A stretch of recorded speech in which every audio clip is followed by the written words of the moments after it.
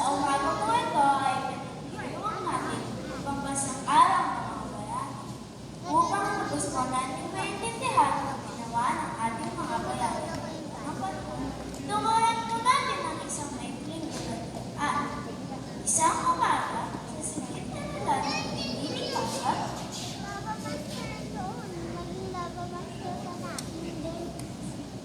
Magandang umaga po, Pinipining Pasang. Magandang umaga din sa inyo mga bata. Sa umagang ito ay pinagdiriwang natin ang pambansang araw ng mga bayani sa Pilipinas. Nakikilala niyo ba ang ating mga pambansang bayani? Diana, kilala niyo ba ang ating mga pambansang bayani? Hindi po, Pinipini. Kian, kilala mo ba ang ating mga pambansang bayani? Hindi rin po, Pinipini. Marahil si Jaira kilala ang ating mga pambansang bayani. Jaira, kilala mo ba sila? Hindi po rin, Pinipini. Lapu-lapu, hindi na tayo nakikilala ng mag-aaral na ito. Ano sa tingin mo? Oo nga, Rizal. Tuluyan na kaya tayo nakalimutan ng bagong henerasyon ng kabataan? Kumenya nakakalungkot dahil ang mga mag-aaral nito ay walang nalaman sa mga ginawa natin para sa bansang Next time mapunta ako dito. Ito ang buhay para sa ating baka. Ay, kung basahan ang anumang kayamanan. Maalala sana ng mga mag-aaral na ito ang ating pagmamahal sa ating bayan.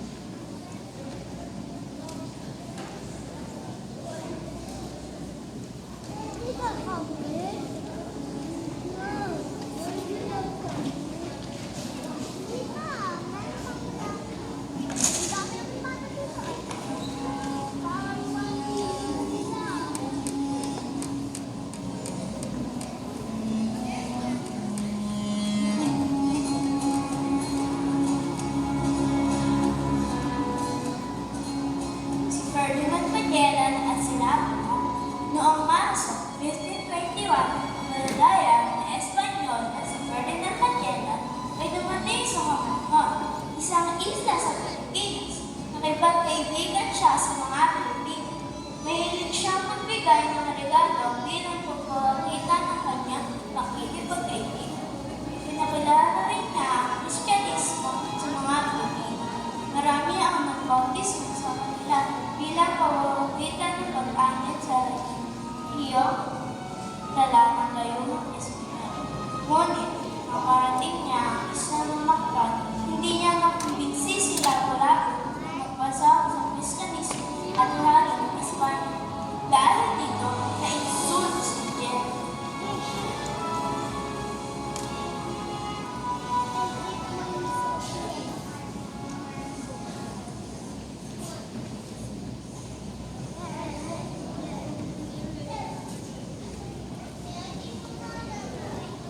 Lapu-Lapu, my dear friend, I have come to you today with my precious gift.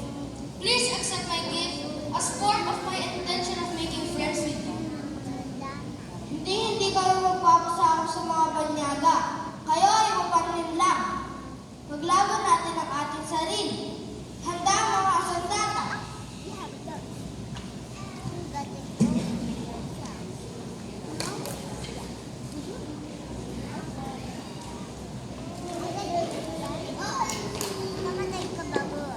Nagkaroon ng labanan sa isa ng hagdan. Naisip na Magellan na mananalo sila laban kay Kapitan dahil sa makabagong sandata na mayroon sila. Nilabanan sila ng mga Pilipino. Tinamahan si Magellan sa kanyang pinig. Hanggang sa tuluyan siyang patayin ni Lapu-Lapu na pagkakit ng sila.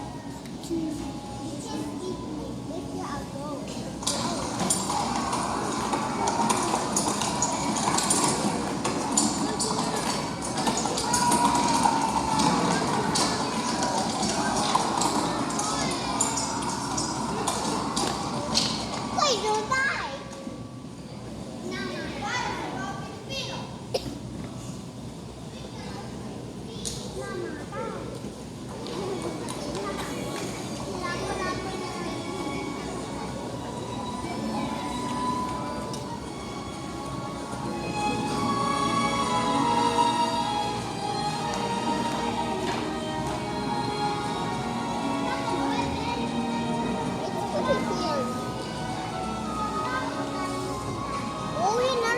not going there.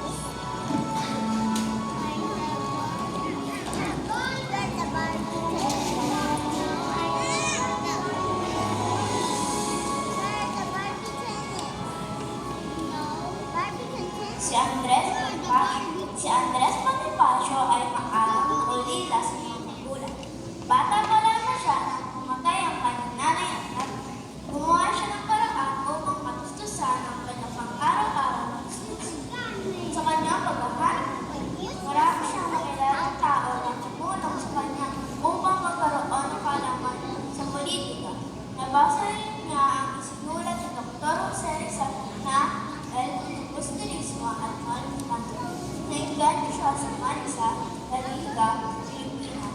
Grupo o mga Pilipino, naglaban ng kalapatan at kalayaan bawat Mga kaibigan, gusto na ang pangapi sa atin ng mga Espanyol. Masyado na tayong minamaliit. Ngayong gabi, itatag natin ang KPJ. Mataas-taasan ng pagkapangan at itinera ng mga anak ng bahay. Hindi na tayong iwalay sa pamahala ng gobyerno ng Espanya. Sumasamayin ako sa iyo, Andres. Oo, paglaban natin ang Pilipinas laban sa mananakot na Espanyol. Para sa mga Pilipino, para sa mga yan.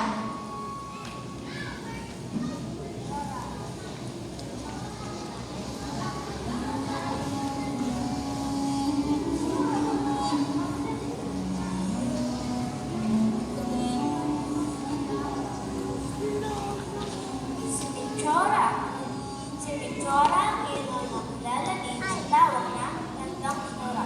Na 84 na taon na sumigla ang konstitusyon noong 1896. Ngunit hindi ito naging hadlang upang tulungan niya ang mga kapwa Pilipino na lumaban sa mga Espanyol. Binuksan niya ang kanyang lahat sa mga pasinero para mapakain ang naging ang mga suwatang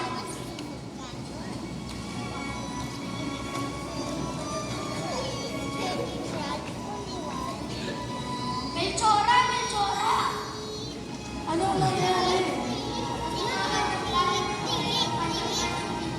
Maaari mo ba siyang takutin? Oo naman, bilisan niyo na at baka mautusan pa kayo ng mga gwardiya.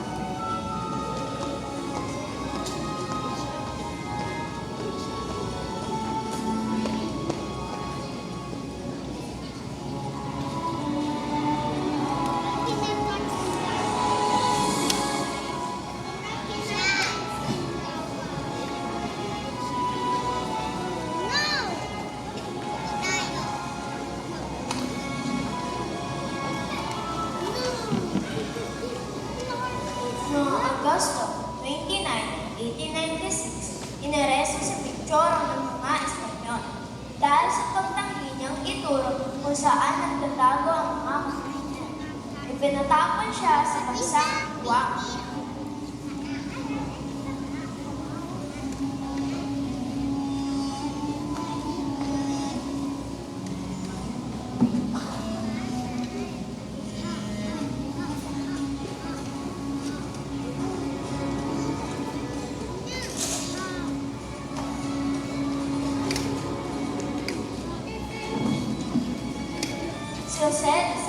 Si Jose Rizal, batang bayani ng Pilipinas. Lumaban siya sa mga Espanyol sa pamamagitan ng Venezuela. Nakapag-aral siya ng medisina sa ibang bansa. Ngunit, kalaunan ay bumalik siya sa Pilipinas upang paglingkuran ang kanyang bayan sa pamamagitan ng Mamipitang Rep at El Rebostes. Naisulat niya ang mga pagmamalupit na ginawa ng mga Espanyol sa mga Pilipino. Inuli siya at ikinulungan sa paghuling-hulingan ay sentensya ng kamatayan sa bagong bayan o ngayon ay tinatawag na Lunes.